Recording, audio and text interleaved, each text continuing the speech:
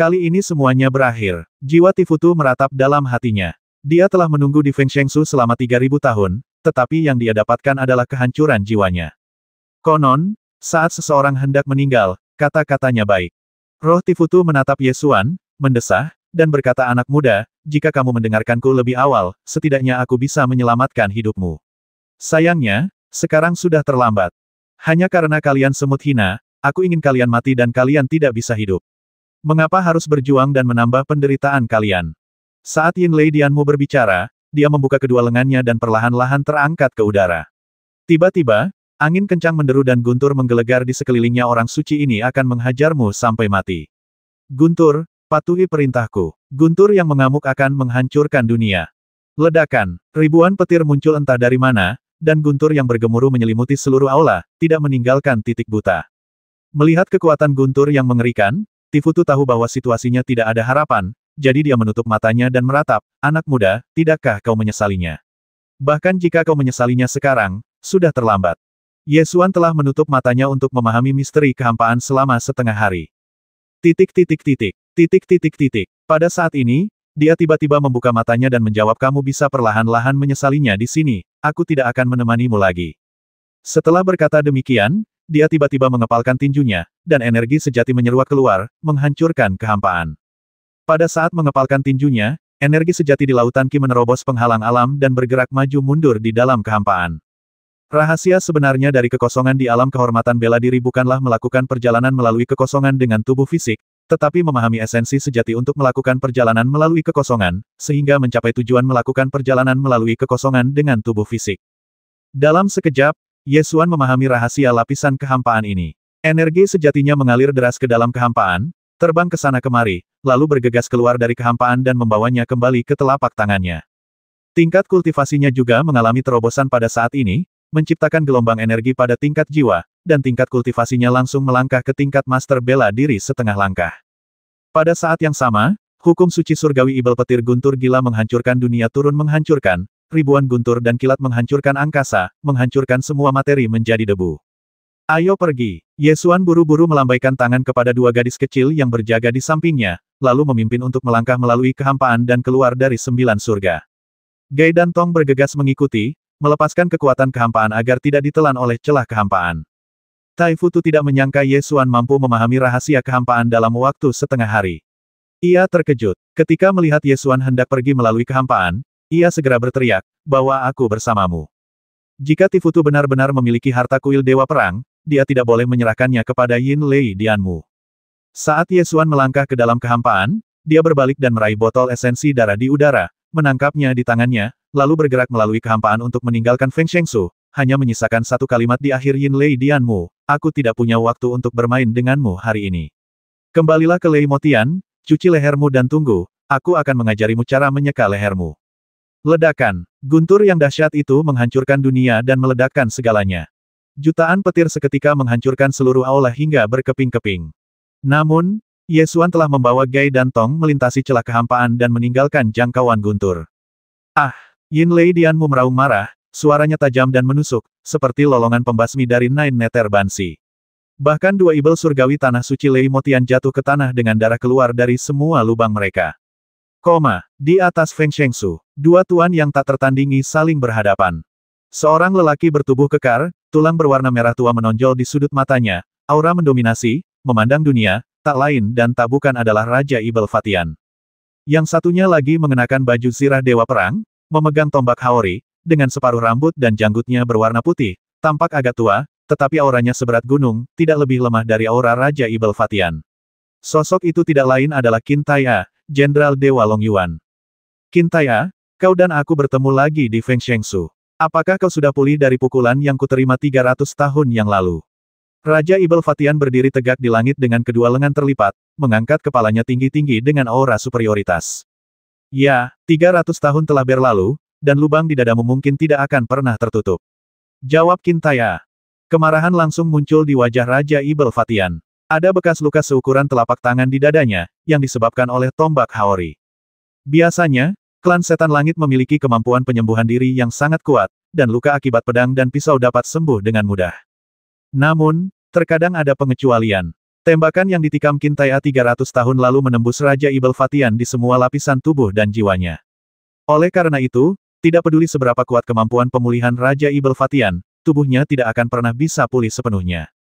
Mendengus. Raja Ibel Fatian mendengus marah dan berkata dengan suara berat, kalau begitu mari kita saling mengenal. 300 tahun telah berlalu. Aku ingin tahu apakah kamu masih memenuhi syarat untuk melawanku. Sambil berbicara, dia menghantamkan tinjunya dengan keras hingga terdengar suara dentuman keras yang mengguncang langit dan bumi serta nyaris menghancurkan angkasa. Qin Tai'ah memegang tombak Haori dan menebasnya keluar, menanggapi tantangan itu. Ayo. Dua orang kuat yang tak tertandingi itu bertempur dengan sengit. Kekuatan besar itu bertabrakan, menyebabkan langit runtuh dan bumi retak, serta matahari dan bulan kehilangan cahayanya. Wah, kekuatan sisa tinju itu menghantam tanah, mengguncang seluruh rerun Dewa Fengshen. Raja Ibel Fatian tertawa terbahak-bahak, ku dengar cicit kesayanganmu ada di rerun Dewa Fengshen. Bayangkan betapa buruknya kematiannya jika aku meninjunya. Ekspresi Qin Tai'ah tetap tidak berubah, tetapi posisinya telah berpindah ke langit di atas Feng Shengsu, tepat pada waktunya untuk menghalangi Raja Ibel Fatian. Jika kau memiliki keterampilan sebanyak itu, sebaiknya kau pikirkan untuk menghalangi beberapa seranganku. Sambil berkata demikian, ia menusukkan tombaknya, bagaikan pelangi yang menembus matahari, dan membasmi Raja Ibel Fatian. Raja Ibel Fatian mengayunkan tinjunya untuk menghadapi serangan itu, dan keduanya bertabrakan secara langsung dengan kekuatan yang luar biasa.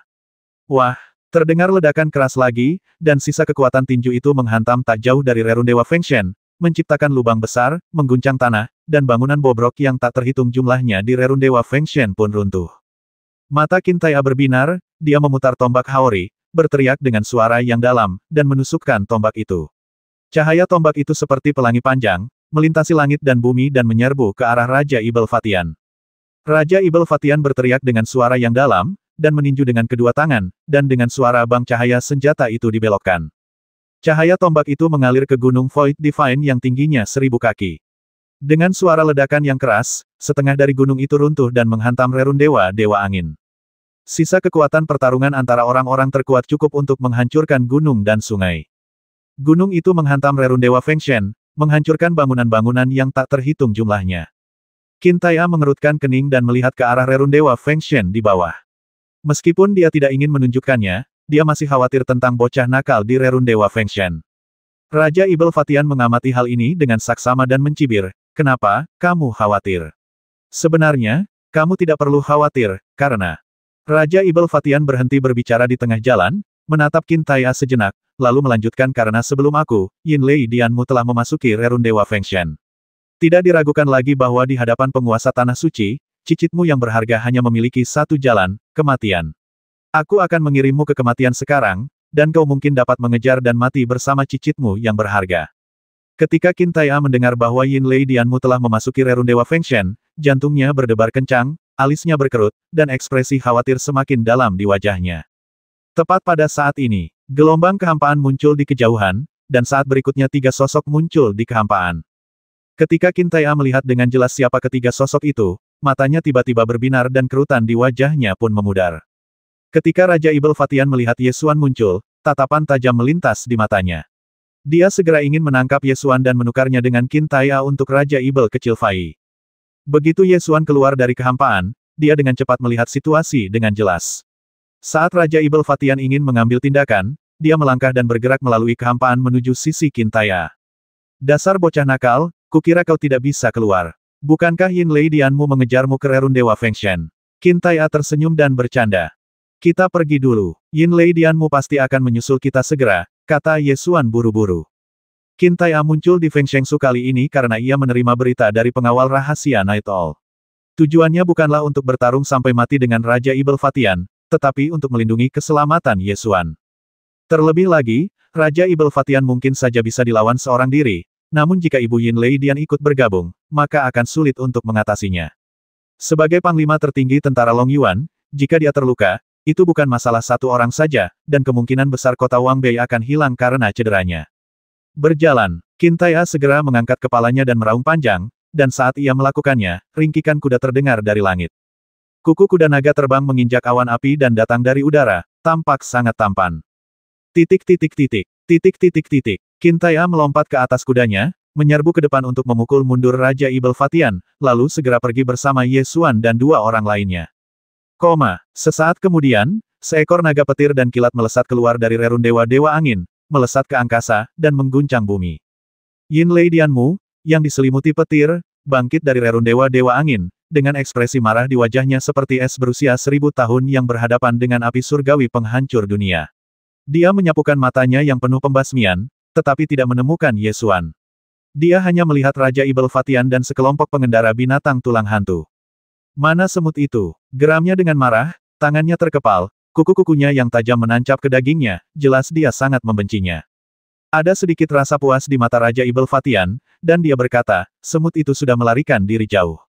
Mengapa kau tidak menghentikannya? Yin Lei Dianmu melotot marah ke arah Raja Ibel Fatian dan bertanya dengan kasar. Jenderal Dewa Long Yuan ada di sini secara langsung, jadi kita tidak bisa menghentikannya meskipun kita mau, kata Raja Ibel Fatian. Ah! Yin Lei Dianmu berteriak tajam, semut itu mengambil teratai abadi nirvana, yang dapat membantu putraku bersatu kembali dengan tubuh fisiknya. Kilatan cahaya melintas di mata Raja Ibel Fatian, dan dia berkata, Ibu Yin Lei Dian, jika kamu ingin membangunkan Ibel Guntur kegelapan, Raja Ibel ini punya cara.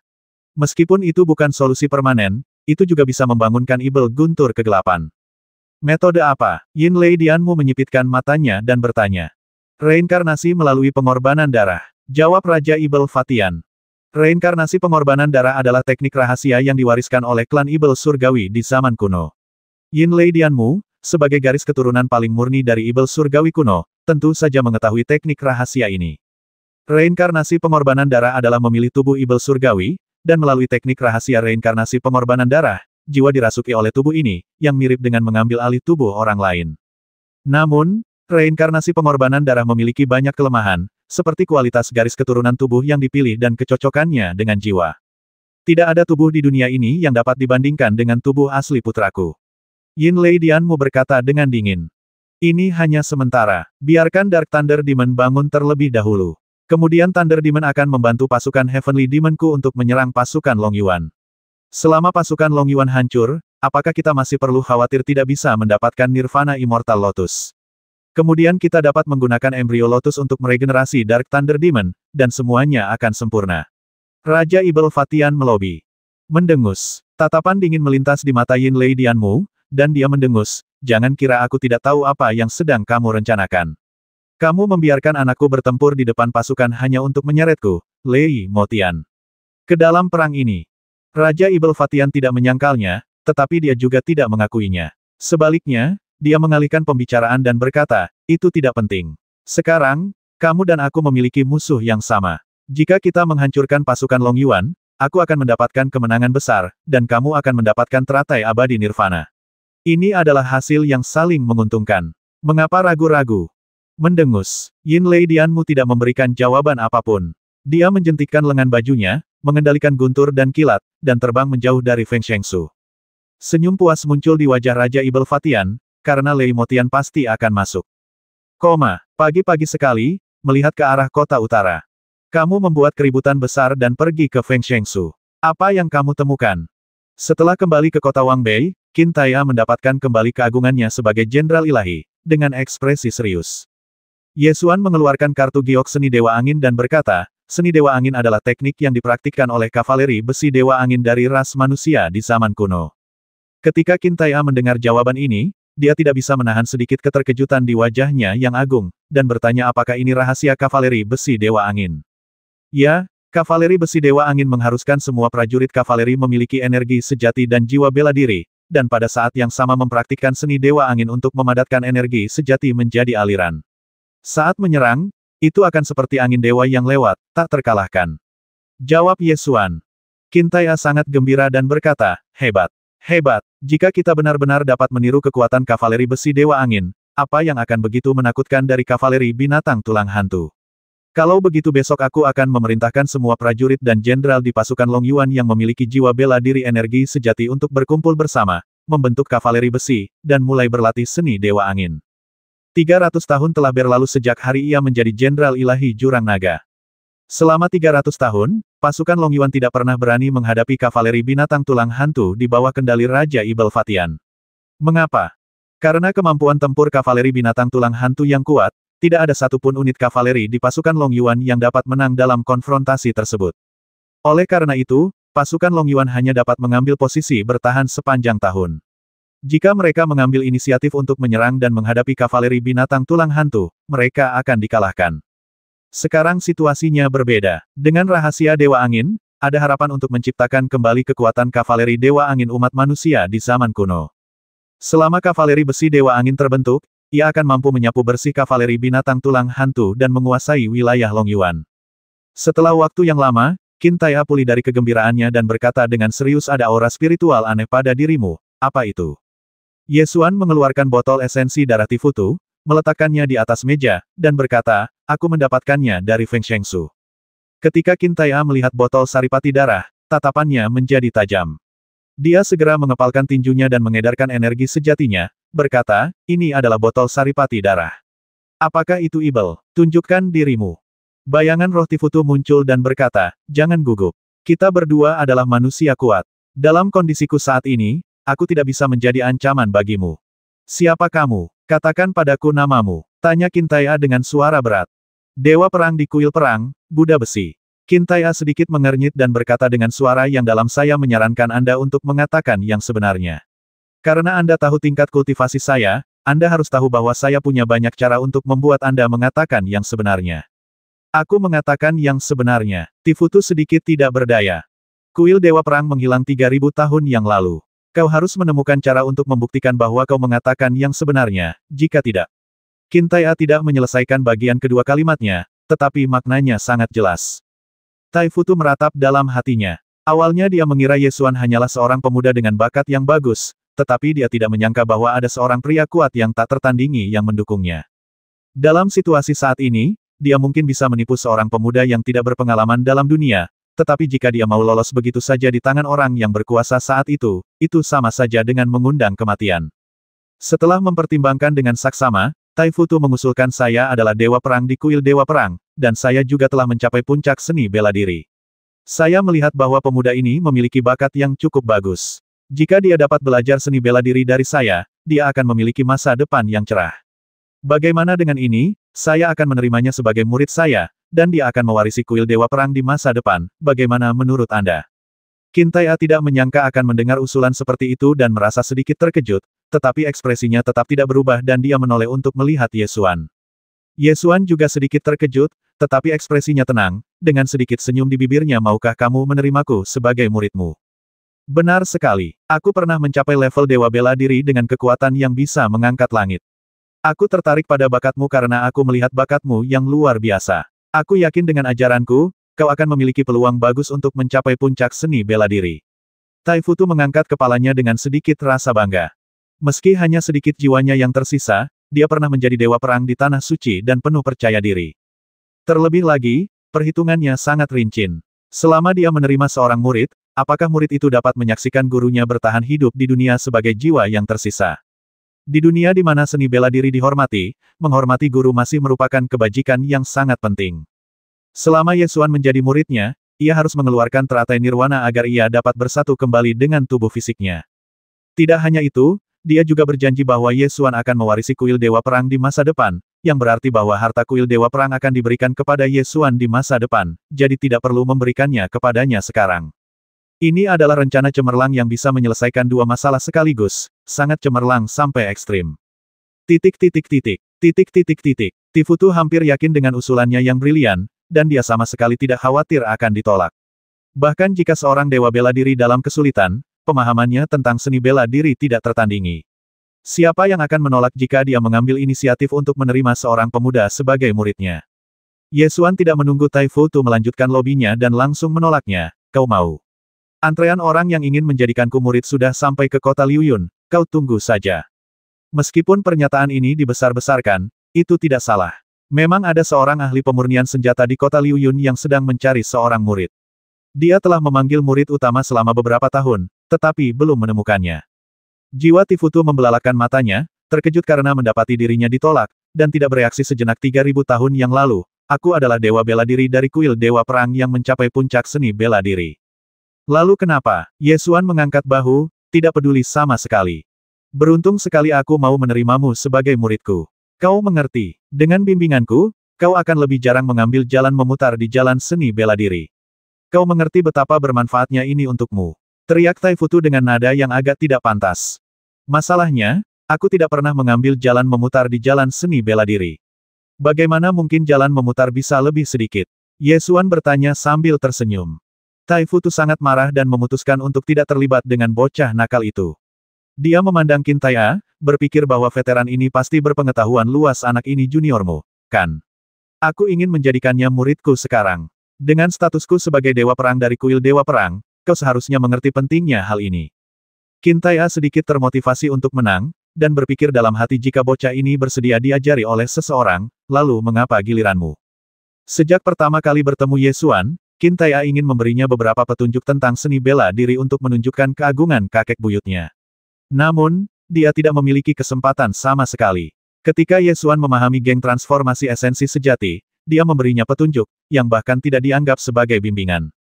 Sekarang, dalam waktu kurang dari setengah tahun, dia telah menjadi Master Bela Diri setengah langkah. Ketika Qin Tai'a berada di Feng Shengsu, dia menemukan bahwa kultivasi Ye Xuan telah membuat terobosan lain, dan itu adalah terobosan besar. Setengah langkah menuju Master Bela Diri berarti seseorang telah melangkah setengah kaki ke dalam jajaran Master Bela Diri, dan kecepatan terobosannya sangat mencengangkan. Qin Tai'a menghela napas dan berkata, jika aku bisa menjadi gurunya, maka bukan giliranmu untuk menerimanya sebagai murid. Kau harus jujur, memberitahuku lokasi harta karun kuil Dewa Perang. Aku akan mengirim seseorang untuk mengambilnya. Sebagai gantinya, aku bisa memerintahkan seseorang untuk membuat boneka mekanik untukmu. Taifutu sedikit bingung, meraung dalam hatinya sejak kapan menjadi begitu sulit bahkan bagi Dewa Perang untuk menerima murid.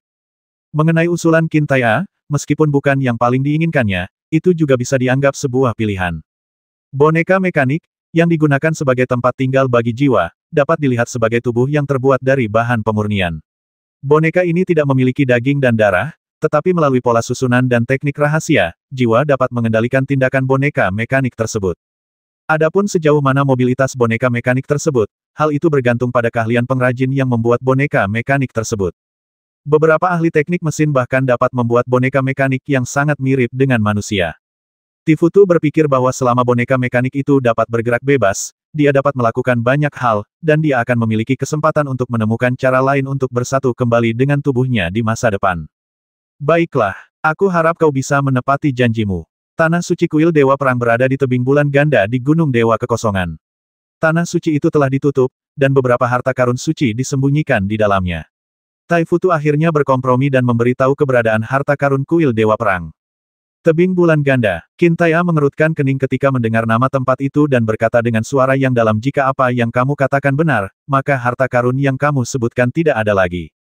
Kenapa? Jiwa Taifutu menunjukkan ekspresi bingung. Tebing Suangyue telah menjadi bagian dari kota bintang suci. Apakah maksudmu harta karun kuil Dewa Perang ada di kota bintang suci? Qin Tai'a tampak tidak senang.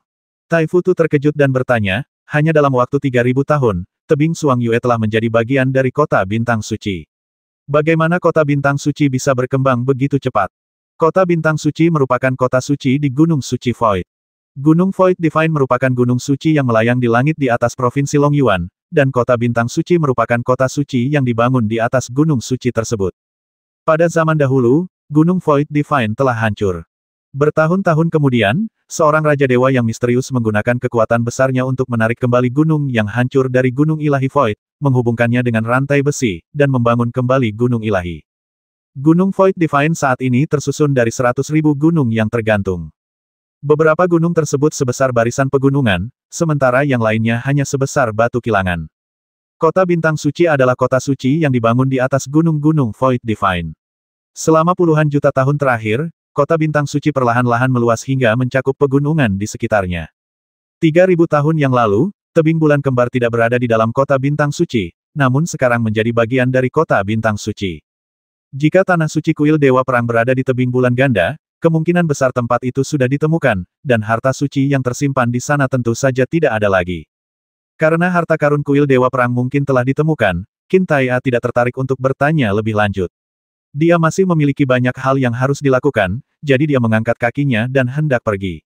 Taifutu bertanya cepat, lalu bagaimana dengan boneka mekanik yang kamu janjikan? Tunggu saja, Qin Tai'a sudah keluar dari ruang belajar saat dia berbicara. Ye Xuan juga memiliki banyak hal yang harus dilakukan, jadi dia mengikutinya. Kita tinggalkan saja harta karun kuil Dewa Perang seperti ini. Mungkin belum ditemukan. Ye Xuan merasa ada kemungkinan harta karun itu belum ditemukan. Qin Tai A tersenyum dan berkata, biarkan saja pengawal rahasia Night Owl pergi ke kota bintang suci untuk menyelidiki. Tidak perlu khawatir tentang masalah ini. Sambil berbincang, keduanya berjalan menuju tempat latihan. Sudah waktunya membentuk pasukan berkuda yang tak terkalahkan. Catatan seorang teman buku mengatakan bahwa nama Qin Tai A sangat aneh.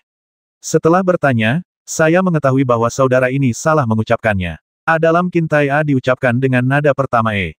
Tai A juga merupakan salah satu dari 10 pedang terkenal di zaman kuno, sehingga nama Qin Tai A merupakan sebuah kiasan. Qin Tai A memerintahkan anak buahnya untuk mengumpulkan semua prajurit di pasukan Long Yuan yang memiliki energi sejati dan semangat bela diri untuk membentuk kavaleri baru, yang akan dimasukkan ke dalam pengawal Liu Yun dan diberi nama kavaleri besi Fengshen.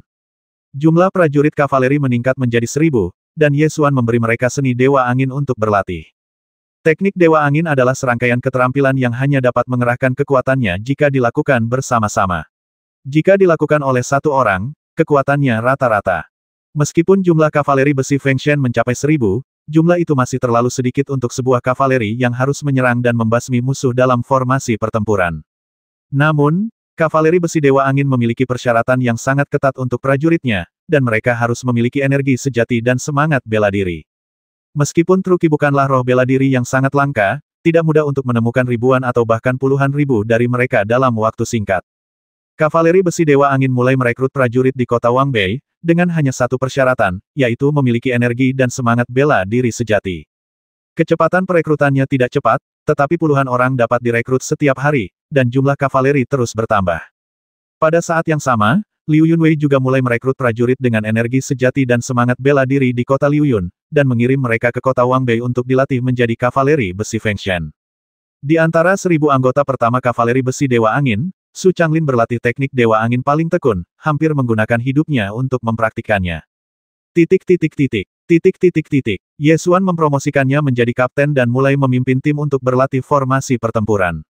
Karena sebagian besar kavaleri besi Fengshen direkrut dari tentara Long Yuan, pelatihan berjalan lancar. Hanya dalam 1 bulan, kavaleri Fengshen berkembang menjadi 3000 orang.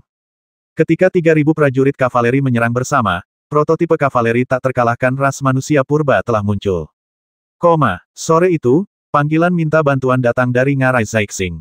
Raja Ibel Fatian mengirim pasukan Ibel untuk menyerang Ngarai Zaixing. Pertempuran berlangsung sengit dan Ngarai Zaixing terancam hancur.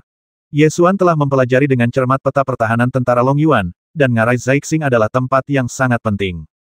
Situasi saat ini di prefektur Long Yuan adalah bahwa tentara Long Yuan dan tentara Tianyao membagi gurun tulang naga menjadi 2 bagian, saling berhadapan dari timur ke barat.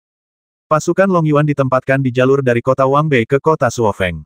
Ngarai Zaixing merupakan lokasi yang sangat berbahaya di jalur ini, terletak 100 mil di tenggara kota Wangbei, membentuk garis batas dengan kota Wangbei. Medan Ngarai Zaixing berbahaya dan mudah dipertahankan tetapi sulit diserang, tetapi seluruh Ngarai tidak terlalu besar dan jumlah pembela terbatas. Jika tentara Tianyao mengirim pasukan besar untuk menyerang, masih akan ada bahaya. Oleh karena itu, Ngarai Zaixing membutuhkan bantuan kota Wangbei dalam pertahanan. Untungnya, medan di sekitar Ngarai Zaixing terjal dan tidak cocok untuk operasi militer berskala besar. Oleh karena itu, bahkan jika pasukan Ibel Surgawi menyerang Ngarai Zaixing, jumlahnya tidak akan terlalu besar. 30.000 Ibel Surgawi sudah menjadi batasnya. Menghadap ke utara ke arah kota, Aula Dewan Agung. Pengawal rahasia Night Owl melaporkan situasi pertempuran di Ngarai Zaixing. 30.000 pasukan Ibel Surgawi mengepung Ngarai Zaixing. Dalam formasi pertempuran pasukan Ibel Surgawi, muncullah Ibel Surgawi dengan petir di sekujur tubuhnya. Ia adalah salah satu dari 4 raja petir dari surga Ibel Petir. Setelah kata-kata ini diucapkan, semua jenderal tentara Long Yuan tampak serius. 4 Raja Guntur Agung Lei Motian muncul di pasukan Ibel Surgawi, yang berarti 10 tempat suci telah resmi dimasuki. Sebelumnya, baik binatang buas dalam pasukan Ibel Surgawi maupun Ibel Guntur Kegelapan tidak dianggap diizinkan masuk ke Tanah Suci. Monster-monster ganas yang muncul dalam pasukan Ibel Surgawi hanya diduga terkait dengan kuil Dewa Binatang, dan kuil Dewa Binatang tidak secara resmi dimasuki.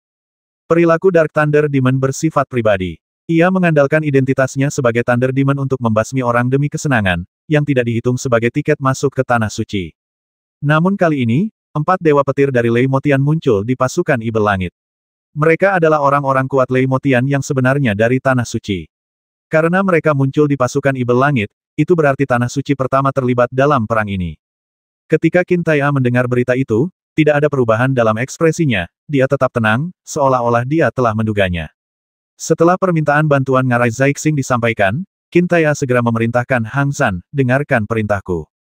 Aku di sini. Hang Zhan segera melangkah keluar kelas dan menggenggam kedua tangannya. Kalian akan menjadi garda terdepan dan memimpin batalion kavaleri untuk bergegas memberikan dukungan ke Ngarai Zaixing, menunda pasukan Ibel Surgawi, dan menunggu kedatangan pasukan pusat. Perintah Qin Tai'e.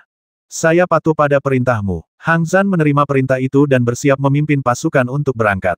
Pada saat ini, Ye Xuan berkata, biarkan kavaleri besi Feng Shen pergi dan bergabung dalam kesenangan.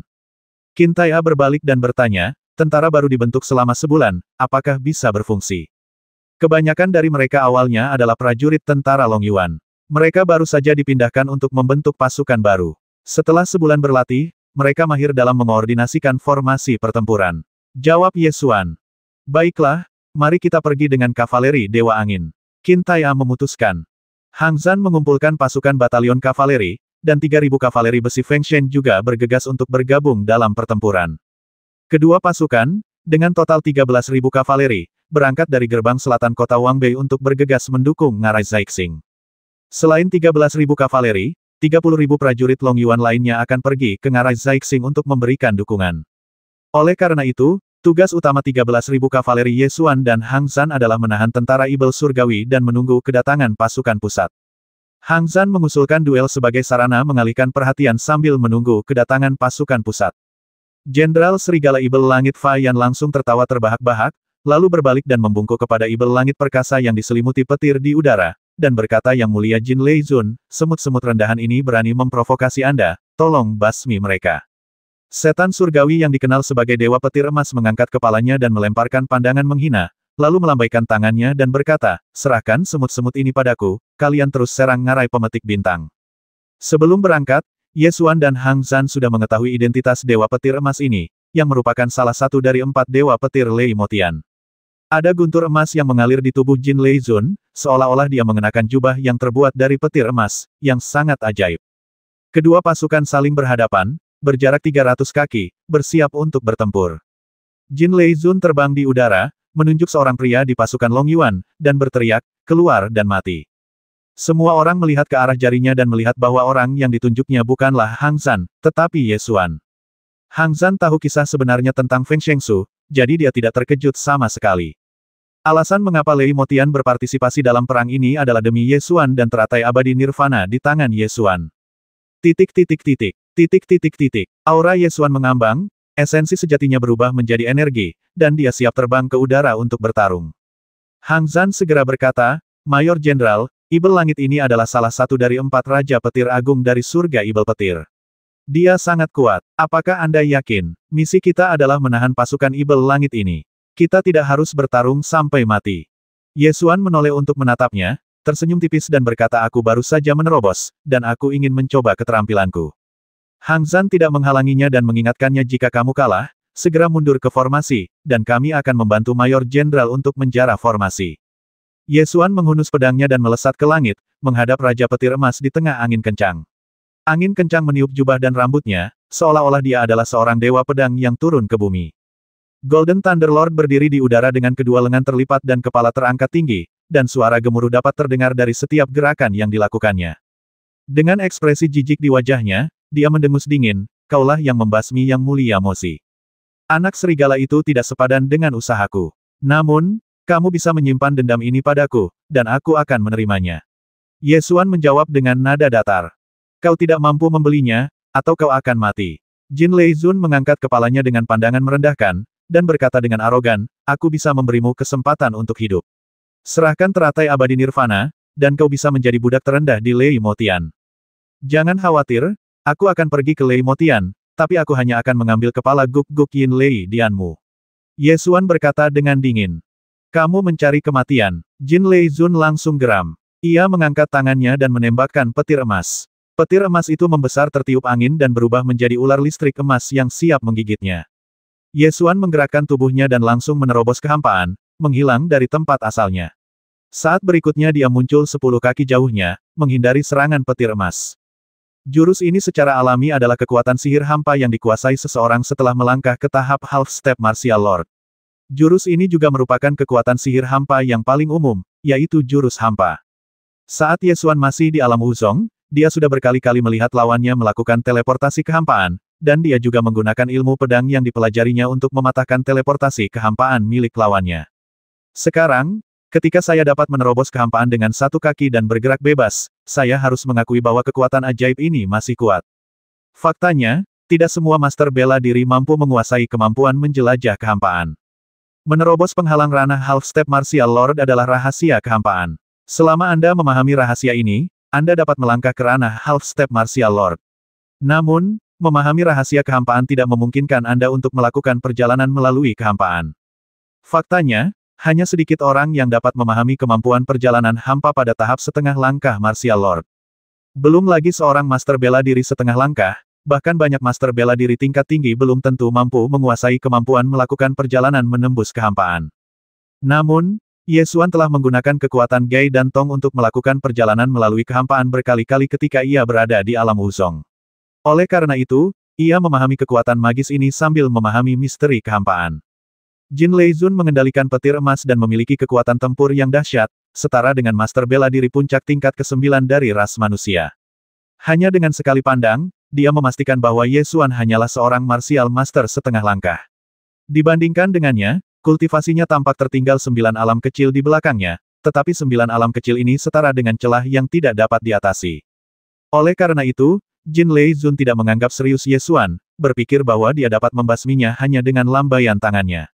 Namun, dia tidak menyangka bahwa Ye Xuan benar-benar menguasai kemampuan untuk melakukan perjalanan melalui kehampaan, yang sedikit mengejutkan.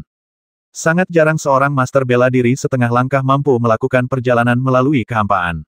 Namun di hadapanku, tidak peduli bagaimana kau melompat, kau hanyalah seekor semut setengah langkah. Jin Leizun mengangkat bibirnya dengan seringai menghina, sama sekali tidak menganggap serius Ye Xuan. Kultivasiku memang tidak tinggi, tetapi lebih dari cukup untuk membasmimu. Ye Xuan tersenyum, tanpa rasa takut. Hanya kau, seekor semut. Konyol, aku akan menunjukkan kepadamu kekuatan 4 Raja Petir dari surga Ibel Petir. Saat Jin Leizun berbicara, dia perlahan mengangkat tangan kanannya. Ribuan petir berkumpul bersama, seperti ular listrik yang tak terhitung jumlahnya yang saling melilit di telapak tangannya, membuat suara berderak. Mati. Setelah Jin Leizun memadatkan petir di telapak tangannya, dia mengeluarkan teriakan yang dalam, menggerakkan tubuhnya, dan tiba-tiba menghilang dari tempatnya. Saat berikutnya, dia muncul di belakang Ye Xuan, dan mencubit bagian belakang leher Ye Xuan dengan telapak tangan yang dipenuhi petir pembasmian guntur emas. Tepat saat telapak tangannya yang seperti petir hendak menyentuh bagian belakang leher Ye Xuan, pandangannya kabur, dan Ye Xuan pun menghilang dalam sekejap, lalu muncul 10 kaki jauhnya di saat berikutnya. Mata Jin Leizun berbinar, lalu menghilang dari tempatnya lagi. Ia melesat melewati kehampaan dan mengejar Ye Xuan, sementara Jin Leisha menyerang lagi. Kali ini Ye Xuan bahkan lebih cepat. Sebelum dia sempat mengangkat tangannya, dia menghilang dari tempat itu lagi. Jin Leizun mengejar lagi, dan Ye Xuan menghindar lagi. Seorang laki-laki dan setan terus berkelebat di langit, muncul di tempat yang berbeda, mengguncang keluar lingkaran riak kehampaan. Tentara Long Yuan dan tentara Tianyao, yang menyerbu formasi di bawah, semuanya memperhatikan pertempuran ini. Jenderal Serigala Ibel Langit Fa Yan tertawa terbahak-bahak dan menantang Hang Zan, apakah kau melihatnya? Mayor jenderalmu telah diburu oleh penguasa petir dari klan Ibel Langitku dan tidak memiliki cara untuk naik ke langit atau turun ke bumi. Hang Zan mampu memimpin batalion kavaleri paling gagah berani dari tentara Long Yuan karena dia sangat tenang. Dia terus mendongak dan memperhatikan pertempuran di langit. Dia juga melihat Ye Xuan terus-menerus bergerak melalui kehampaan untuk menghindari serangan Golden Thunder Lord. Tampaknya dia memang dikejar dan melarikan diri kemana-mana. Tetapi dia mengenal jenderal besar ini dengan sangat baik, dan pengejaran tingkat ini sama sekali bukan ancaman. Di atas langit, Ye Xuan bergerak maju mundur di dalam kehampaan ratusan kali, dan melatih kekuatan gaib ini hingga dia bisa menggunakannya seperti tangan dalam pertarungan sesungguhnya, dan kemudian dia kehilangan minat dalam pengejaran dan penghindaran yang berulang-ulang ini. Setelah bergerak melalui kekosongan sekali lagi untuk menciptakan jarak, Ye Xuan menatap Golden Thunder Lord yang berjarak 10 kaki dan bertanya sambil tersenyum, aku agak bosan. Apakah kamu sudah cukup bersenang-senang? Perkataan ini terdengar seolah-olah ratusan perjalanan hampa tadi hanyalah sebuah permainan, yang membuat hati Jin Leizun terbakar amarah. Baru saja, ada beberapa kali dia hampir saja mencengkeram leher lawan. Selama dia menyentuh lawan sedikit saja, lawan akan tersambar petir dan tidak ada lawan yang mampu menahannya. Bermain, aku ingin kau mati. Jin Leizun mendengus marah, dan mengisi tangannya dengan petir pada saat yang sama. Dia sekali lagi bergerak melalui kehampaan dan membasmi Ye Xuan.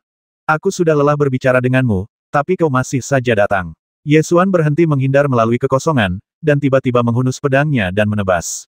Saat pedang itu terhunus, energi pedang itu bagaikan sungai yang mengalir deras, membelah angkasa dan menerobos kehampaan, seakan-akan hendak membelah dunia menjadi dua bagian. Cahaya pedang menebas ke dalam kehampaan, disertai dengan teriakan nyaring, Jin Leizun terpotong-potong oleh cahaya pedang, ribuan kabut darah menyembur keluar dari kehampaan. Kemudian, kabut darah berubah menjadi kilat emas, melesat ke kejauhan.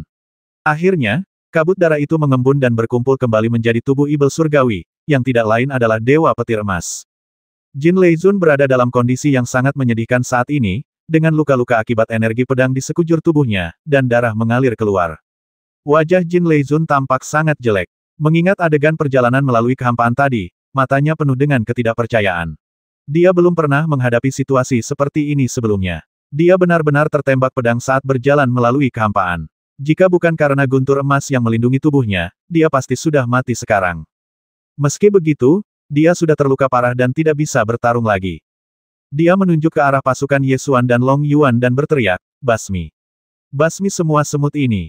Sedikit keterkejutan melintas di mata Jenderal Serigala Setan Langit Fayan, tetapi dia sangat tegas di medan perang.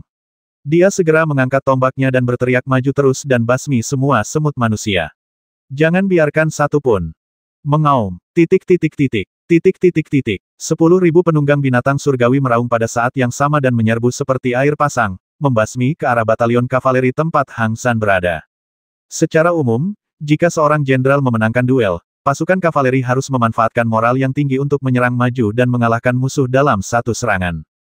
Namun, misi batalion kavaleri kali ini terutama untuk menahan musuh. Hang San baru saja hendak memerintahkan batalion kavaleri untuk mengambil jalan memutar dan mengikat musuh. Ye Xuan menerobos kehampaan dan muncul di hadapan Jin Leizun. Tanpa memberinya kesempatan untuk melawan, dia mengayunkan pedangnya dan memotong kepalanya. Darah berceceran, dan seorang pemimpin ibel jatuh dari udara ke tanah. Moral pasukan Long Yuan meningkat pesat. Ye Xuan berteriak, "Kavaleri Dewa Angin, dengarkan perintahku. Serang dalam kelompok, basmi. Minum." Pasukan kavaleri besi Dewa Angin berteriak serempak, memacu kuda mereka, dan menyerbu ke arah kavaleri binatang setan langit. Kavaleri besi Fengshen telah berlatih dalam waktu yang lama, dan mereka hanya berlatih satu hal, yaitu serangan kelompok. Dengan hentakan kaki kuda mereka di tanah, 3.000 prajurit kavaleri menyerbu pada saat yang sama, melakukan seni bela diri yang sama yang disebut teknik Dewa Angin. Energi sejati melonjak keluar dari tubuh 3.000 orang, dan di bawah rangsangan teknik Dewa Angin, energi itu mengembun menjadi aliran energi sejati dan menyerbu menuju para penunggang binatang ibel surgawi. Pada saat ini, 3.000 kavaleri besi Dewa Angin tampaknya telah menyatu menjadi satu, mengeluarkan angin kencang, bersiul, dan menyerbu ke arah kavaleri binatang setan langit. Ketika Hang San melihat ini, ekspresi serius muncul di wajahnya. Para penunggang binatang dari pasukan ibel surgawi dikenal karena kezaliman mereka. Di Kyushu, hampir tidak ada pasukan berkuda yang bisa lolos dari pertarungan dengan para penunggang binatang ibel surgawi. Bahkan jika kavaleri besi Long Yuan dapat menang melawan kavaleri binatang ibel surgawi, mereka akan menderita banyak korban. Kali ini ketika bergegas mendukung Ngarai Zeixing, perintah Qintaya adalah menahan pasukan sampai pasukan pusat tiba. Hang San telah melaksanakan perintah militer ini, dengan fokus pada penahanan, tetapi sekarang kavaleri besi Dewa Angin harus menghadapi kavaleri binatang setan langit. Ini bertentangan dengan perintah Jenderal Long Yuan. Jika menyangkut persaudaraan, Hang San pasti akan memimpin batalion kavalerinya untuk maju dan bertempur habis-habisan dengan kavaleri binatang ibel langit. Akan tetapi, meskipun akan sangat memuaskan, hal itu akan menyebabkan banyak korban di antara pasukan kavalerinya. 10.000 kavaleri besi Long Yuan melawan 10.000 kavaleri binatang Tianyao, konfrontasinya seimbang. Setelah pertarungan, kemungkinan lebih dari setengahnya akan terbasmi atau terluka. Bagaimana cara memilih? Alasan mengapa Hang San dihargai oleh Qintaya adalah karena ketenangannya dalam pertempuran. Dia tidak langsung memerintahkan batalion kavaleri untuk menyerang, tetapi tetap fokus ke medan perang, menunggu kesempatan untuk bertindak. Dia membuat rencana untuk berbagai situasi dalam benaknya.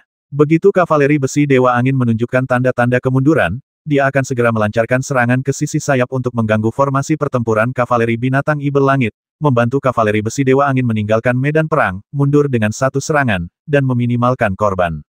Kavaleri menyerang dengan kecepatan yang sangat cepat. Tepat saat Hang Zhan menilai situasi, kavaleri besi Dewa Angin telah bertabrakan dengan kavaleri binatang setan langit. Ledakan. 3.000 kavaleri besi Dewa Angin mengembun menjadi aliran esensi sejati, menghantam kavaleri binatang ibel langit, bagaikan tombak raksasa, menusuk langsung ke jantung musuh dengan momentum yang tak terhentikan. Kemanapun kavaleri binatang ibel langit lewat, mereka semua tercabik-cabik oleh aliran esensi sejati.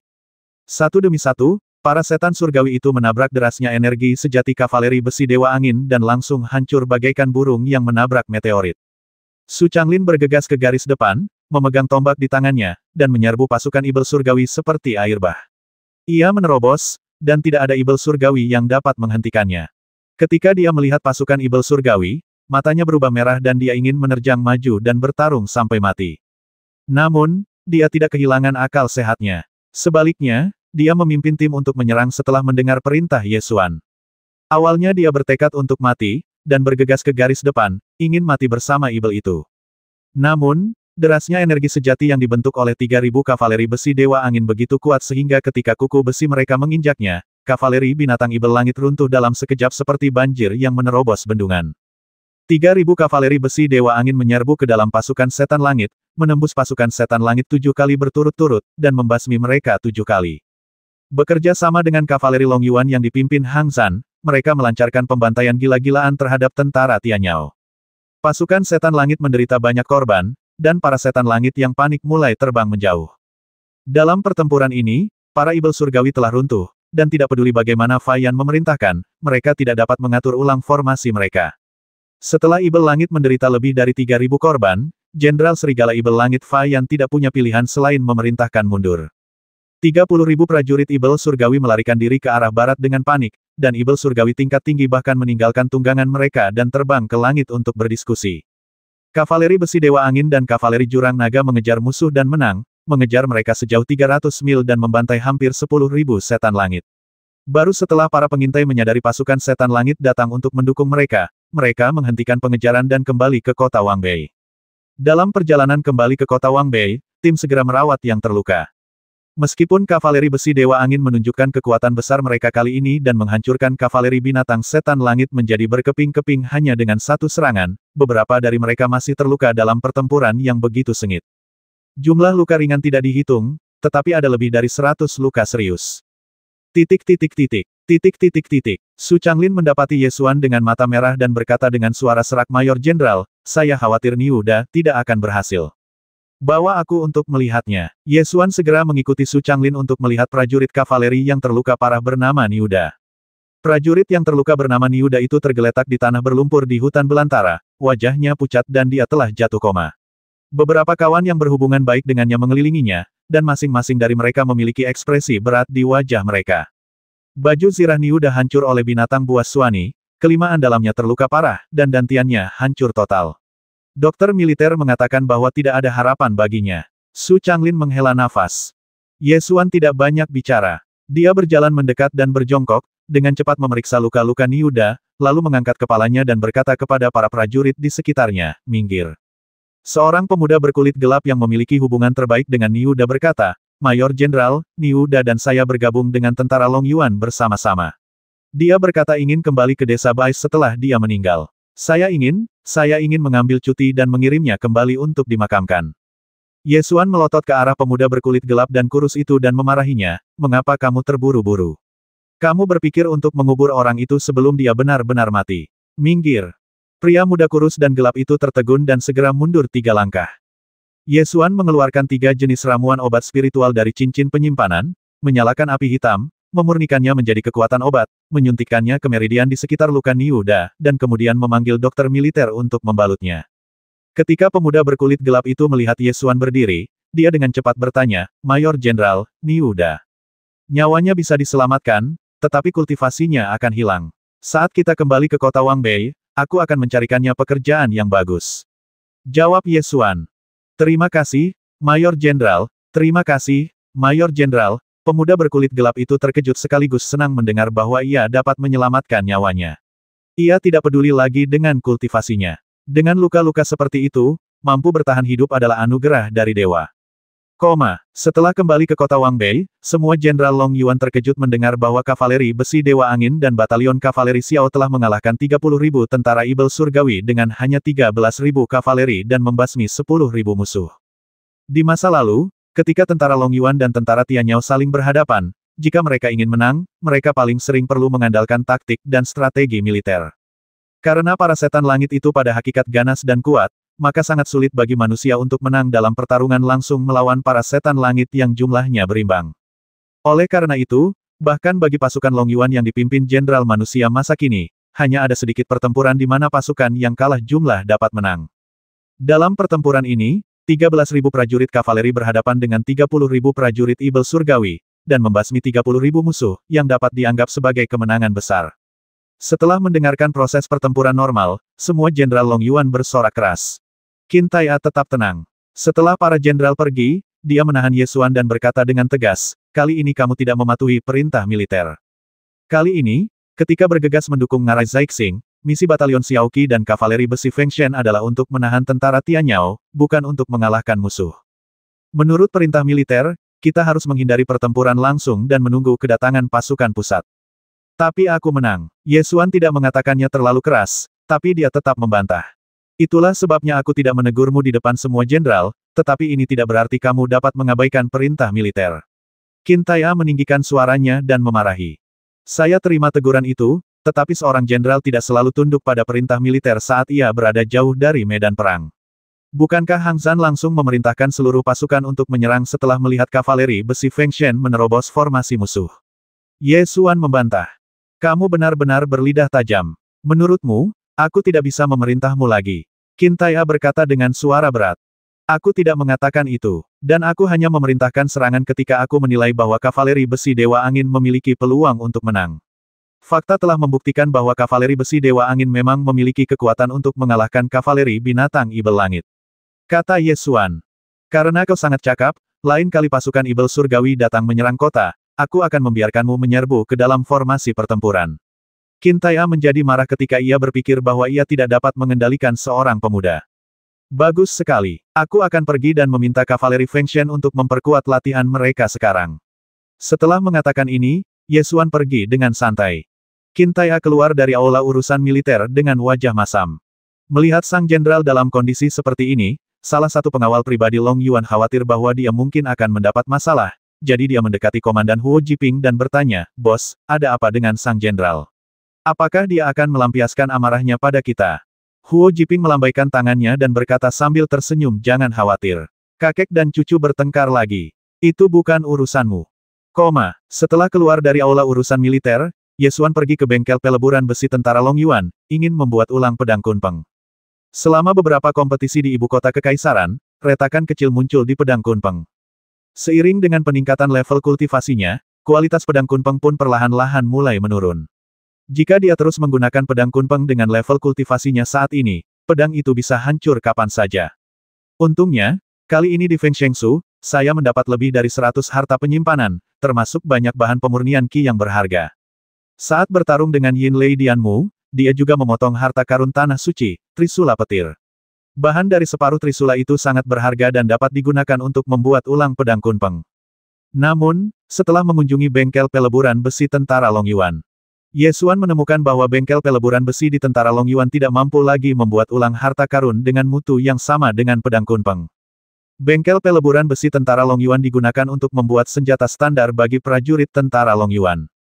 Senjata yang digunakan pasukan tentu tidak bermutu tinggi, dan keterampilan pandai besi di pasukan juga rata-rata.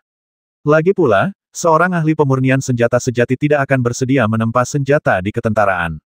Namun, tungku pengecoran dan tungku pemurnian di bengkel peleburan besi milik tentara Long Yuan semuanya adalah barang bagus.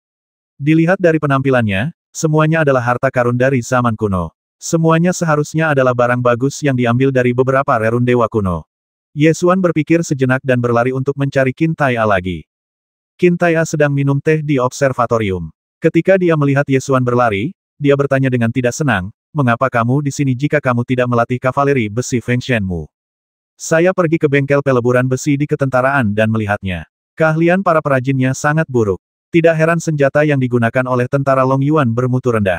Ye Xuan tidak bertele-tele dan langsung ke intinya. Hei, apakah kamu sengaja datang ke sini untuk membuatku kesal? Qin Tai'an meniup jenggotnya dan melotot. Apakah menurutmu aku hanya duduk di sini tanpa melakukan apapun selain minum anggur dan mendengarkan musik?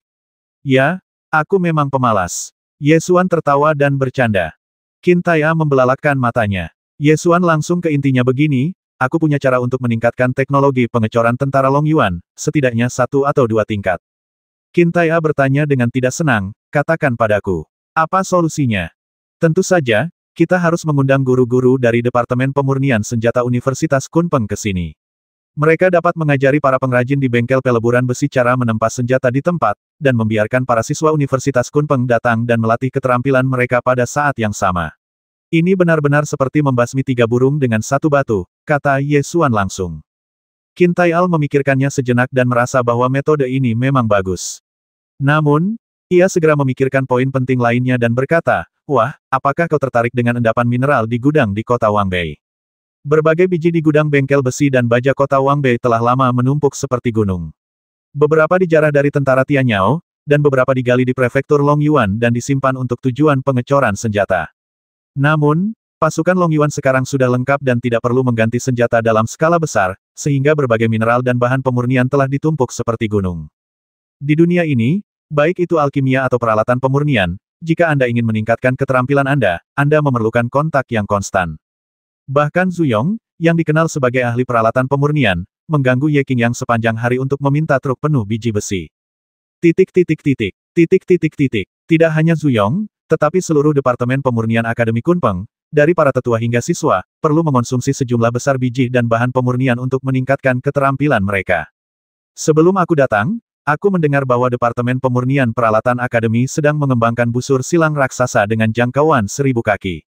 1000 kaki dapat menembus baju besi. Seharusnya sudah dikembangkan sekarang. Ye Xuan melanjutkan. Hei, aku belum bisa menolak. Oke, lakukan saja apa yang kau katakan, kirim surat ke kota Liuyun besok dan bawa orang itu kepadaku. Qin Tai'an tampak marah, tetapi dia ingin sekali melihat busur panah raksasa yang disebutkan Ye Xuan. Setelah Ye Xuan mendapat konfirmasi, dia kembali dan menulis surat dan mengirim seseorang untuk mengirimkannya kembali ke kota Liuyun. Akademi bergerak sangat cepat. 3 hari kemudian, Zhu Yong membawa sekelompok penyuling senjata ke kota Wangbei dengan perahu. Kemudian, Akademi akan mengatur agar siswa dari Departemen Penyulingan Senjata datang dan melatih keterampilan mereka. Begitu Zhu Yong melihat Ye Xuan, dia memegang tangan Ye Xuan dan mulai berceloteh murid tertua, lihatlah betapa gurumu peduli padamu. Kamu datang ke sini segera setelah menerima surat itu. Apakah menurutmu kita harus menyembah gurumu terlebih dahulu? Ye Xuan sudah terbiasa dengan hal itu, jadi dia membawanya langsung ke bengkel peleburan besi tentara Long Yuan. Begitu melihat tungku pengecoran dan tungku pemurnian di bengkel, mata Zhu Yong berbinar. Ia berlari menghampiri dan menyentuhnya, tidak peduli dengan panas yang menyengat di dinding tungku. Bagus sekali. Ini seharusnya tungku tanah kuno. 20 tahun yang lalu, kota Tianxiao melelang tungku yang lebih kecil seharga 20 juta batu roh. Ye Xuan mengeluarkan pedang kunpeng dan beberapa bahan pemurnian yang berharga dan berkata, pedang itu retak. Coba kamu buat ulang.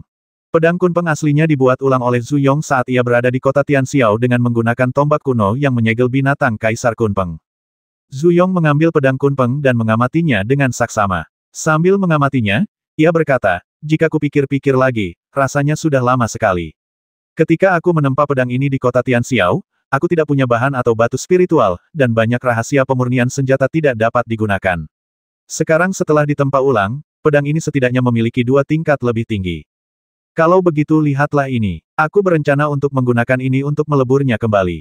Ye Xuan mengeluarkan setengah dari Thunder Trident dan meletakkannya di atas meja pengrajin. Ini, Zhu Yong menatap trisula petir dengan mata terbuka lebar, memeriksanya dengan saksama. Setelah beberapa saat, dia berseru ini adalah harta karun tanah suci. Ya, trisula petir Lei Motian, bagaimana kalau menggunakannya untuk membentuk kembali pedang kunpeng? Jawab Ye Xuan. Tidak masalah. Dengan hal yang baik seperti itu, mungkin kita bisa membuat ulang harta karun tingkat tanah suci. Mata Zhu Yong berbinar, dan dia mengusap Thunder Trident maju mundur dengan tangannya yang kasar. Aku akan memberikan pedang itu kepadamu. Aku baru saja membuat terobosan dalam kultivasiku dan aku perlu berlatih dengan tenang untuk mengonsolidasikan kultivasiku, kata Ye Xuan. Jangan khawatir, Jangan khawatir, ini pasti bisa disusun ulang. Zhu Yong langsung setuju dan sudah mulai memikirkan rencana penyusunan ulang. Ye Xuan menggunakan akal sehatnya untuk bertanya kepada Kaisar Binatang Kunpeng di pedang Kunpeng, pedang ini perlu ditempa ulang. Senior Kunpeng, apakah Anda ingin mengubah harta karun untuk tempat tinggal sementara? Tidak perlu. Pedang ini adalah senjata berharga yang dimiliki oleh binatang kaisar ini. Aku harus mengawasinya, jangan sampai pedang ini diubah sesuai keinginanku. Binatang Kaisar Kunpeng menjawab dengan kesadaran ilahinya. Dalam beberapa hari berikutnya, guru dan siswa dari Departemen Pemurnian Peralatan Universitas Kunpeng datang ke kota Wangbei satu demi satu dan mulai mengajari para pengrajin di bengkel peleburan besi cara menempa senjata bermutu tinggi. Gerobak penuh biji pemurnian diangkut keluar gudang bengkel dan digunakan untuk memurnikan senjata. Ketika Zhu Yong dan para tetua dari Departemen Pemurnian berada di akademi, mereka sering mengalami sakit kepala karena tidak memiliki cukup bahan pemurnian dan biji. Sekarang setelah mereka kembali ke kota Wangbei, biji-biji itu menumpuk seperti gunung, dan mereka akhirnya dapat mulai memurnikan dalam skala besar. Ketika bengkel peleburan besi tentara Long Yuan mulai membuat senjata dalam skala besar, tentara Tianyao dari suku Fatian dan suku Muhou bergabung dan mulai menyerang kota yang dijaga oleh tentara Long Yuan. Beberapa kota di sepanjang Dragon Bone Wasteland, termasuk kota Suofeng dan kota Jiangyang, diserang oleh pasukan Ibel Surgawi. Terlebih lagi, 3 dari 4 penguasa guntur agung Lei Motian muncul di pasukan Ibel Surgawi. Ketiga Raja Petir ini sangat kuat. Mereka selalu menang dalam setiap pertempuran saat melawan para jenderal di depan pasukan. Mereka tidak punya pilihan selain mempertahankan beberapa kota seperti kota Suofeng dan kota Jiangyang. Untungnya, kota-kota tempat pasukan Long Yuan ditempatkan semuanya dilindungi oleh formasi. Bahkan jika 2 pasukan besar klan Ibel Surgawi dikirim, sulit untuk menerobos kota dalam waktu singkat. Situasi di prefektur Long Yuan menjadi semakin tegang. Pada saat ini, seseorang yang akrab bagi Ye Xuan juga datang ke kota Wangbei. Orang ini adalah guru kekaisaran dari dinasti Zhou besar, Li Xuanfeng. Begitu Li Xuanfeng tiba di kota Wangbei, dia minum dan mengobrol dengan Qin Tai'a di observatorium. Biasanya, Li Xuanfeng tidak akan meninggalkan ibu kota kekaisaran. Begitu dia meninggalkan ibu kota kekaisaran, sesuatu yang besar pasti akan terjadi. Akan tetapi, dilihat dari minat kedua lelaki tua itu dalam minum dan mengobrol, sepertinya tidak terjadi sesuatu yang besar. Jenderal Hang Zhan, Fang Qiangqiao, Pei Sanyu, Del, memandang observatorium dari jauh. Mereka hanya mendengar tawa yang datang dari observatorium dari waktu ke waktu dan mereka semua merasa ada sesuatu yang salah. Ketiga pria itu menarik Ye Xuan dan berkata, siang hari, sang jenderal meninggalkan tugas militernya dan datang ke sini untuk minum. Perang sekarang begitu sengit, tetapi sang jenderal masih punya waktu untuk minum dan mengobrol. Ini bukan masalah sederhana. Mayor Jenderal, pergilah dan cari tahu. Kenapa aku? Ye Xuan melirik mereka bertiga. Karena jenderal telah memerintahkan agar tidak seorang pun diizinkan mendekat, kata Pei Sanyu. Aku bukan manusia. Ye Xuan melirik mereka bertiga lagi. Kamu adalah satu-satunya orang yang tidak bisa dihadapi oleh sang jenderal, cepatlah pergi. Ketiga pria itu mendorong Ye Xuan ke depan. Ye Xuan sebenarnya juga ingin tahu mengapa Li Xuanfeng datang ke kota Wangbei, jadi dia merapikan jubahnya, berjalan ke observatorium, dan duduk bersama kedua lelaki tua itu. Ye Xuan duduk, bagaikan kolam penuh ikan yang tiba-tiba dilempari batu, kolam itu langsung menjadi sunyi. Apa yang kamu lakukan di sini? Qin Tai'a melirik Ye Xuan dan bertanya dengan acuh tak acuh.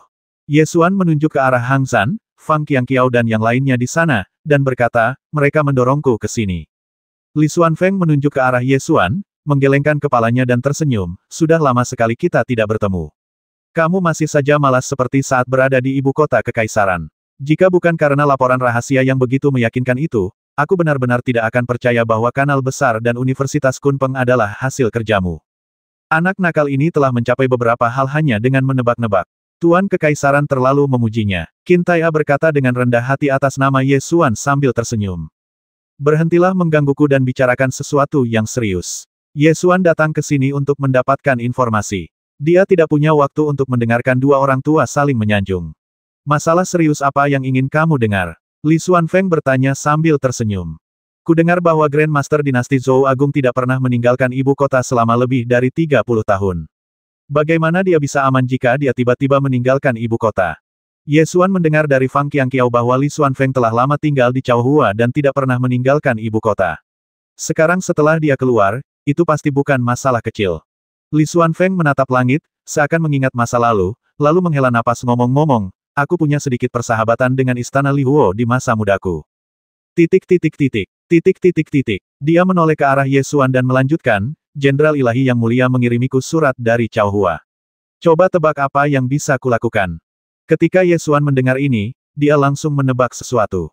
Qin Tai'a melambaikan tangannya dan berkata, kembalilah dan beritahu para penyadap itu bahwa tidak ada yang baru di dunia ini. Lei Motian dan Istana Li Huo memiliki dendam lama. Ini bukan rahasia. Apa yang bisa ditebak? Lei Motian dan Istana Li Huo memiliki dendam lama sejak zaman kuno, dan dapat dikatakan bahwa mereka adalah dua tempat suci yang bertarung paling sengit. Qin Tai'a meletakkan gelas anggurnya dan melanjutkan, tidak ada cara lain untuk bertarung di dunia ini kecuali meminjam kekuatan seseorang untuk mengalahkannya. Sekarang Tanah Suci telah memasuki arena, kita tentu tidak bisa membiarkan Lei Motian terlalu kesepian. Semenjak Lei Motian memasuki medan perang, tentara Tianyao telah menyerang kota-kota yang dijaga oleh tentara Long Yuan. 4 raja petir yang hebat bertempur di depan formasi dan memenangkan setiap pertempuran. Kecuali kota Wangbei, kota-kota lain yang dijaga oleh tentara Long Yuan terpaksa menutup tembok kota dan bertahan. Li Xuanfeng mengambil alih pembicaraan dan berkata, kebencian antara Istana Li Huo dan Lei Motian sangat besar. Bahkan, meskipun tidak ada yang mengundang mereka, Istana Li Huo mungkin tahu bahwa Lei Motian lahir dan akan datang untuk membalas dendam sejak lama. Namun, karena ini melibatkan perang antara dua negara, Tanah Suci selalu membutuhkan alasan untuk masuk. Jika tidak ada yang mengundang mereka, datang ke sini atas inisiatif mereka sendiri sama saja dengan menurunkan status mereka. Oleh karena itu, perjalanan saya akan lancar. Paling lama setengah bulan, Istana Li Huo akan tiba di kota Wangbei. Kalau begitu, aku akan merepotkanmu, Tuan Kekaisaran. Qin Tai'a membungkuk padanya. Dasar orang tua, kenapa kau masih bersikap seperti ini padaku? Untuk siapa kau melakukan ini? Li Xuanfeng bercanda, lalu berdiri dan menatap langit, lalu berkata tentara Ibel Surgawi terlalu mendesak, aku tidak akan menunda lagi, ayo kita pergi ke Istana Li Huo. Ye Xuan juga menatap langit. Hari sudah sore dan mulai gelap. Dia bertanya dengan rasa ingin tahu, apakah kita akan bepergian di tengah malam. Qin Tai'a menggelengkan kepalanya dan tersenyum, kamu tidak tahu gerakan tubuh seperti apa yang dia latih. Jika kamu tahu, kamu tidak akan menanyakan pertanyaan ini. Li Xuanfeng juga tertawa dan berkata, teknik gerakan yang saya latih disebut awan berwarna-warni mengejar bulan. Saat ini adalah saat yang paling cocok untuk perjalanan jauh. Ketika hari mulai gelap, Li Xuanfeng meninggalkan kota Wangbei dan menuju tenggara. Pada hari-hari berikutnya, tentara Long Yuan mempercepat kecepatan menempa senjata di bengkel peleburan besi dan melengkapi pasukan elit di tentara Long Yuan dengan senjata tingkat tinggi. Kavaleri besi Feng Shen juga meningkatkan pelatihannya. Setelah memperoleh pengalaman tempur, kavaleri ini mulai memancarkan aura berdarah besi. Ye Xuan meluangkan waktu untuk menenangkan diri dan berlatih. Setelah kultivasinya mencapai tingkat master bela diri setengah langkah, jalan kultivasinya menjadi semakin sulit, dan setiap terobosan merupakan lompatan maju. Dalam waktu kurang dari setengah bulan, Li Xuanfeng kembali ke kota Wangbei, membawa serta lebih dari selusin keturunan Istana Li Huo yang mengenakan jubah burung api. Keturunan Istana Li Huo ini seperti bola api di danau, dan mereka sangat menarik perhatian di antara orang banyak. Saat keturunan Istana Li Huo melangkah ke kamp tentara Long Yuan, itu berarti masuknya Tanah Suci kedua. Tidak hanya tentara Tianyao yang mendapat bantuan dari Tanah Suci, tetapi tentara Long Yuan juga. Bantuan dari Tanah Suci merupakan dorongan besar bagi moral. Qin Tai'a mengadakan perjamuan di observatorium malam itu untuk menyambut penerus Istana Li Huo. Li Xuanfeng dan sekelompok jenderal dan ahli strategi Long Yuan menemaninya. Ye Xuan duduk di kursi kedua, di sebelah Li Xuanfeng. Di awal perjamuan, Qin Tai'a berdiri dan berkata dengan lantang, dengan bantuan Istana Api, pasukan Long Yuan pasti akan memenangkan pertempuran. Qin Mou ada di sini untuk memberi penghormatan kepada para tetua, putra dan putri suci dari Tanah Suci. Seorang lelaki tua yang duduk di kursi pertama di Istana Li Huo berdiri dan berkata sebagai balasan, Jenderal Long Yuan, Anda terlalu baik. Lei Motian tidak memikirkan kultivasi, tetapi ikut campur dalam perang antara kedua klan, menyebabkan masalah bagi dunia. Saya, Istana Li Huo, tentu saja tidak akan tinggal diam dan pasti akan mengalahkan Lei Motian kembali ke tebing Motian. Kata-kata ini diucapkan dengan sangat hati-hati. Ini menunjukkan posisi Istana Li Huo, yang hanya menganggap Lei Motian sebagai lawan, mengungkap identitasnya sebagai Tanah Suci. Jelas-jelas ikut campur dalam perang Jiushu, tetapi menyalahkan Lei Motian sepenuhnya. Selanjutnya, lelaki tua dari Istana Li Huo memperkenalkan murid-murid Istana Li Huo yang datang kali ini satu persatu. Orang tua ini adalah tetua suci Istana Li Huo, namanya Qi Xiao. Ada 12 murid yang tersisa di Istana Li Huo, 9 pria dan 3 wanita. Masing-masing dari mereka memiliki basis kultivasi yang kuat, terutama mereka yang duduk di depan, yang memiliki aura tenang dan kekuatan luar biasa. Setelah Qi Xiao memperkenalkan semua orang di Istana Li Huo, Qin Tai'e juga turun dan memanggil beberapa Jenderal Long Yuan untuk memperkenalkan mereka. Kita semua akan menghadapi musuh bersama-sama di masa depan, jadi kita harus tetap berhubungan satu sama lain. Akhirnya, ketika giliran Ye Xuan tiba, Qin Tai'e berkata dengan rendah hati sambil tersenyum di wajahnya, dan bocah ini adalah cicitku. Dia mengandalkan kepintarannya untuk melakukan hal-hal jahat sepanjang hari. Para orang suci dan orang suci dari berbagai istana dewa seusia dengan bocah ini. Kita seharusnya bisa bergaul dengan baik dengannya, hahaha. Sekelompok murid berbakat dari Istana Li Huo memandang Ye Xuan dan semuanya tersenyum acuh tak acuh. Beberapa dari mereka tersenyum dengan sedikit rasa jijik. Di mata mereka, seorang half-step martial lord sama sekali tidak layak mendapat perhatian mereka. Tidak seorang pun akan menganggap serius kata-kata Qin Tai'e tentang hubungan yang baik satu sama lain. Bahkan 3 orang suci dari Istana Li Huo tersenyum dan berbisik, tidak heran mereka meminta kami dari Istana Li Huo untuk mengambil tindakan. Pasukan Long Yuan berada di level ini. Bahkan tuan muda dari keluarga komandan dapat duduk di posisi kedua, dan dia hanya seorang ahli bela diri setengah langkah. Di Kyushu, pengaturan tempat duduk di jamuan makan sangat khusus. Tempat duduk yang paling dekat dengan tuan rumah adalah tempat duduk pertama, dan ada 2 baris di sebelah kiri dan kanan. Biasanya baris di sebelah kiri tuan rumah adalah tempat para tamu duduk, dan mereka duduk sesuai dengan status mereka. Kursi Ye Xuan berada di urutan kedua di sisi kanan Qin Tai'e, di sebelah Li Xuanfeng, sementara jenderal dan ahli strategi Long Yuan lainnya duduk di belakangnya. Biasanya, dalam militer, status seorang raja atau pangeran adalah yang paling tidak berharga, dan semuanya tergantung pada eksploitasi dan kekuatan militer. Di masa lalu, para pangeran dan bangsawan yang datang dari ibu kota kekaisaran bahkan tidak memenuhi syarat untuk menghadiri perjamuan jika mereka tidak memiliki prestasi militer yang nyata. Sebab, jika seorang pangeran yang tidak memiliki prestasi militer sama sekali datang menghadiri perjamuan itu, maka itu akan menjadi pukulan telak bagi moral pasukan. Sekarang, Ye Xuan, sebagai putra dari rumah Jenderal Dewa, duduk di kursi kedua, yang dengan segera membangkitkan penghinaan dari para orang suci dan orang suci wanita di Istana Li Huo. Wanita suci dari Istana Dewa Api merasa bangga dengan statusnya dan tidak menertawakannya.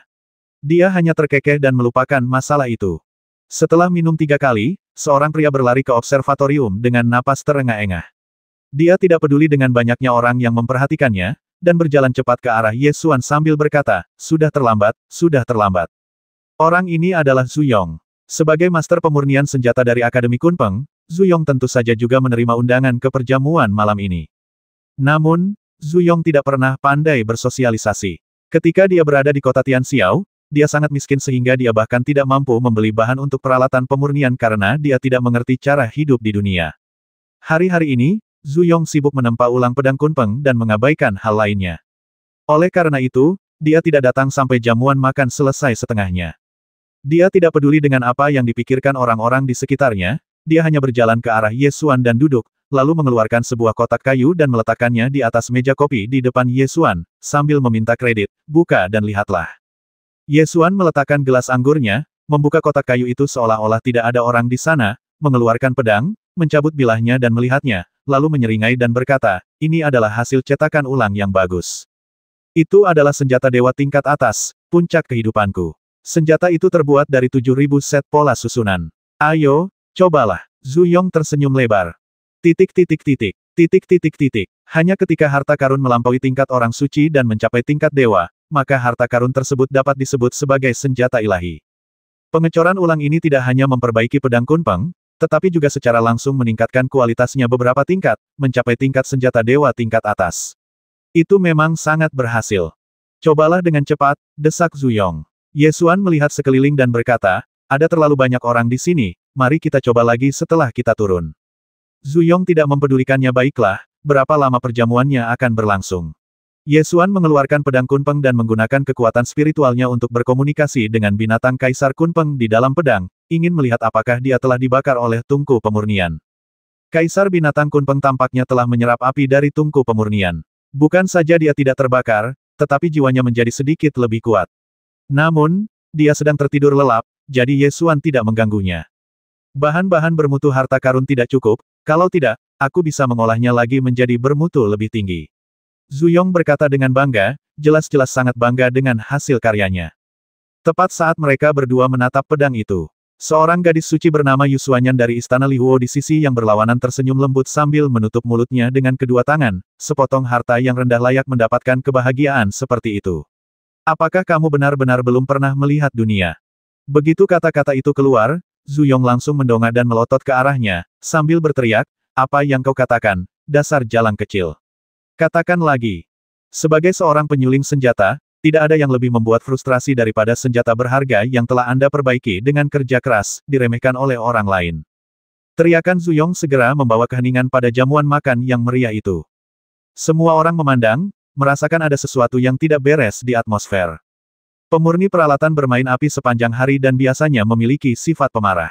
Zhu Yong adalah orang yang tidak mengerti cara hidup di dunia, jadi dia tidak peduli siapa orang lain dan hanya melawan. Wajah Yu Xuanyan tiba-tiba menjadi gelap, dan dia mendengus, apakah aku salah? Itu hanya harta karun kelas bawah. Apa yang bisa dipamerkan?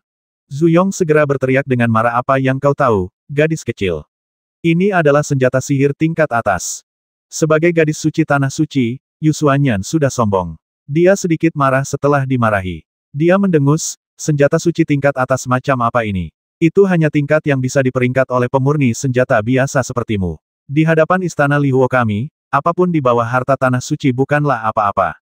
Harta karun tertinggi di tanah suci memang merupakan harta karun yang lebih kuat dari 5 harta karun utama, harta yang fana, harta yang misterius, harta yang spiritual, harta yang suci, dan harta yang ilahi.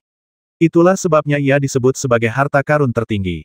Namun, kekayaan tanah suci tidak bisa diolah begitu saja. Diperlukan waktu puluhan juta tahun bagi tanah suci untuk mengumpulkan harta karun untuk menghasilkan 1 atau 2. Ini tidak hanya membutuhkan teknik pemurnian tingkat tinggi, tetapi juga membutuhkan pengorbanan dan pemurnian selama bertahun-tahun oleh orang-orang kuat di tanah suci untuk menciptakan harta karun tanah suci. Dapat dikatakan bahwa harta karun tanah suci bukanlah harta karun yang dimurnikan, tetapi harta karun yang dibudidayakan oleh orang-orang kuat di tanah suci dengan kekuatan sihir mereka sendiri yang luar biasa selama puluhan juta tahun. Harta karun tanah suci tidak hanya memiliki kualitas yang unggul, tetapi juga mengandung kekuatan seni bela diri yang ditinggalkan oleh yang kuat. Oleh karena itu, harta karun tanah suci tidak muncul begitu saja. Jika senjata suci tingkat atas disempurnakan selama 1000 tahun di tangan orang yang sangat kuat, itu juga dapat menjadi harta karun tanah suci. Harta karun yang benar-benar dapat dimurnikan oleh seorang pemurni senjata dapat mencapai tingkat senjata suci, yang hampir merupakan puncak. Zhu Yong berulang kali diremehkan dan sangat marah hingga dia mengamuk dan ingin berdebat. Ye Xuan menekan lengannya, menatap Yu Xuanyan, mengangkat sudut mulutnya dan bertanya sambil tersenyum, karena menurutmu pedang ini tidak memenuhi standar, mengapa tidak biarkan aku melihat harta tanah suci milikmu? Qi Xiao menyadari suasananya agak aneh dan mencoba menghalangi mereka. Xuanyan, harap ketahui identitasmu. Yu Xuanyan berdiri dan tersenyum pada Qi Xiao, sambil berkata, jangan khawatir, tetua. Xuanyan tidak akan mempermalukan tanah suci. Sambil berbicara, dia berdiri, mengangkat kepalanya, dan berkata dengan bangga, meskipun harta karun yang sedang kumurnikan sekarang bukanlah harta karun tanah suci, itu hanya selangkah lagi dari menjadi harta karun tanah suci. Tidaklah berlebihan untuk menyebutnya harta karun. Karena itu, jangan bandingkan harta karunmu yang lebih rendah dengan harta karunku. Benarkah? Itu benar-benar membuka mataku. Ye Xuan masih terus tersenyum. Baiklah, biar kutunjukkan kepadamu harta karun seperti apa yang bisa disebut harta karun tertinggi. Saat Yu Xuanyan berbicara, dia perlahan mengangkat tangan kanannya, dan bola api menyala dengan embusan. Sebuah manik-manik secara bertahap mengembun dalam api, memancarkan napas yang panas dan kuat. Ini adalah harta karunku, mutiara api langit. Hanya tinggal selangkah lagi untuk menjadi harta karun tanah suci. Tidak lama lagi harta karun tanah suci akan muncul di tanganku. Tapi kurasa kau tidak mengerti apa maksudnya ini. Yu Xuanyan berkata dengan bangga sambil mengangkat kepalanya tinggi-tinggi. Tidak terlihat seperti apapun. Konon katanya hanya garis tipis, tetapi sebenarnya perbedaannya sangat jauh. Ye Xuan terkekeh. Sebagai orang suci istana Lihuo, Yu Xuanyan memiliki kemampuan untuk berkorban dan memurnikan harta karun yang berharga. Namun, sekarang dia diprovokasi oleh seorang anak laki-laki dengan tingkat kultivasi yang lebih rendah, dan kemarahan langsung melonjak di dalam hatinya. Ekspresi Yu Xuanyan berubah dingin, dan dia mendengus, apa maksudmu?